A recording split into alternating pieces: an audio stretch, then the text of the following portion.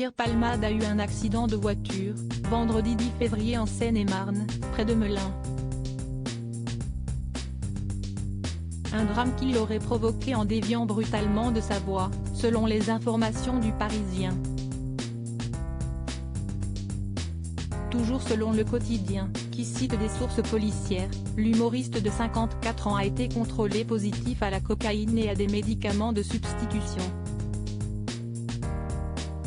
3 véhicules ont été percutés au total, blessant une femme enceinte depuis près de 7 mois, de 27 ans, son enfant de 6 ans et son frère, âgé de 40 ans. Dans la collision, la jeune femme a perdu le bébé qu'elle portait. De quoi entraîner l'ouverture d'une enquête pour homicide et blessures involontaires. Désormais, une autopsie du fœtus devra être réalisée pour déterminer si celui-ci a respiré ou pas.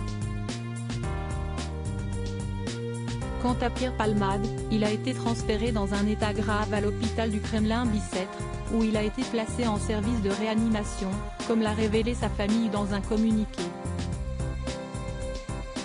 Désormais, ses jours ne seraient plus en danger. En 2019, l'humoriste était invité sur le plateau de l'ancienne émission On n'est pas couché pour faire la promotion de son autobiographie, Dites à mon père que je suis célèbre, dans laquelle il évoquait son combat contre la drogue dure et l'alcool.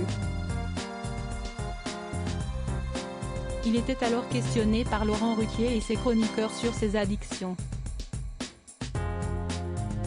Une consommation qui ruine tout. Sur son passage en toute transparence, l'ami de Muriel Robin n'avait rien caché de ses démons.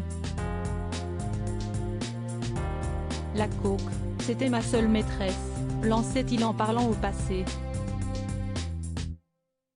Il avait notamment fait des confidences douloureuses sur l'impact qu'avait sa consommation sur son quotidien et sur son rapport aux autres. On ne peut pas avoir d'histoire d'amour, même pas d'histoire d'amitié.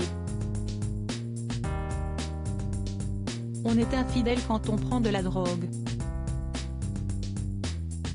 La drogue ruine toutes vos histoires d'amour de toute façon, donc jusqu'à l'âge de 40 ans ça a flingué. Dans les colonnes du Point, il y a 3 ans également, Pierre Palmade indiquait avoir plongé tête baissée dans l'addiction à cause d'une mauvaise rencontre, faite en boîte de nuit. J'ai pris ça pour un médicament, un petit champagne illégal, sans plus, alors qu'il s'agit d'une drogue très sournoise, qui prend son temps pour s'installer en vous. Et qui vous empoisonne, comme un cancer, affirmait-il en assurant s'en être sorti grâce à des cures de désintoxication, même s'il lui arrivait de rechuter. Article écrit avec la collaboration de 6 médias Crédit Photo, capture d'écran France 2.